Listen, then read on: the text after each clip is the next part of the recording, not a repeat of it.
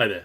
It's July the 31st, and we continue our journey through the second book of Chronicles with chapter 29. Having had the disastrous reign of Ahaz, where there's been battle and there's been captivity, there's been all kinds of terrible things happening, now comes to the throne a young man of the age of 25, whose name is Hezekiah in Hebrew, or Hezekiah we call him. His name means strengthened by the Lord. And Hezekiah is noted as one of the most godly of the kings of Judah, and gives himself wholeheartedly to the Lord. He is one who isn't particularly well known necessarily, but he is mentioned not just here in Chronicles and in Kings, of course, but also in the book of Isaiah, because it's also in the time of Isaiah the prophet that he's walking before the Lord. Now, at the time of Ahaz has closed down the temple. Ahaz has closed the doors of the house of the Lord.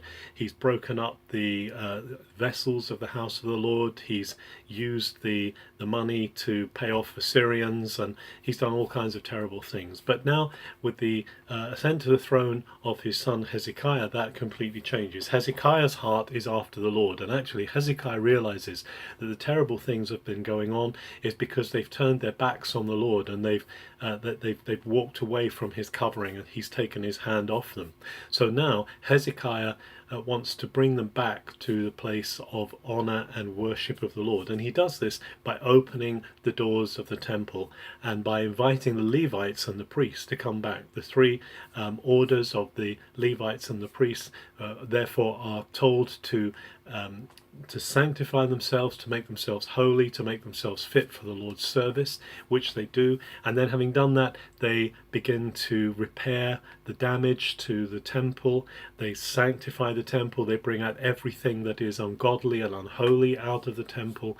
They put things back in place, and then the process of worship can begin again. And the one who's leading the worship initially, after the Levites and the priests have sanctified themselves, the one who's leading the worship is Hezekiah, who is Hezekiah himself, who brings a sacrifice, brings the initial sacrifice to lay before the Lord for the covering of the sin of Israel. It's a sin offering so that they can be restored to the Lord, they can be reconciled to the Lord. The word that's used in the Hebrew is that there should be a kaporet, there should be a covering of the sins that have happened. And so there is this sacrifices that are made, but then what's very important is Hezekiah calls on the singers to come, calls on the Levites to praise the Lord and to worship him with musical instruments, with ongoing worship. And this they do, and there's great joy and there's celebration. So this is not just this is not a sober, somber only festival. This is actually a festival of praise, worship, adoration. There is joy because the service of the Lord, the love of God, has been restored among the people.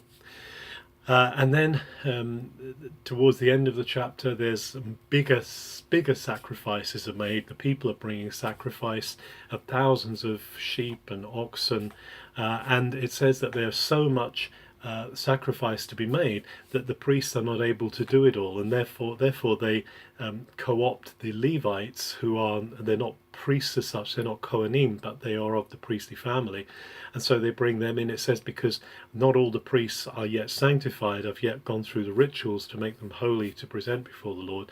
And anyway, it says the hearts of the Levites are actually more upright, they're more wholehearted, they're more going after God even than the priests are, and so the Levites help to prepare the sacrifices for the Lord. And there's great rejoicing in Israel, it says at the end of the chapter, because the service of the Lord, the worship of the Lord has been restored, and the covering of the Lord has been brought back to Judah. And that it had been done, it says, quickly, it had been done straight away. There had been no hesitation about this. The last word that is used in this chapter, this word straight away, been done pidom in Hebrew, it had been done straight away. And there's something here just for us to learn, that when the Lord calls us, when the Lord deals with us, when the Lord comes close and he speaks to us about things that need to be put right, we need to be doing that straight away, to be responding to the Lord, not hesitating, but going for it, because God is a God who we don't want to waste a moment outside of his presence. We don't want to waste a moment with interference in our lives between us and him. So let's be quick to constantly come to him and constantly take away any barriers between us and him. Have a very good July 31st.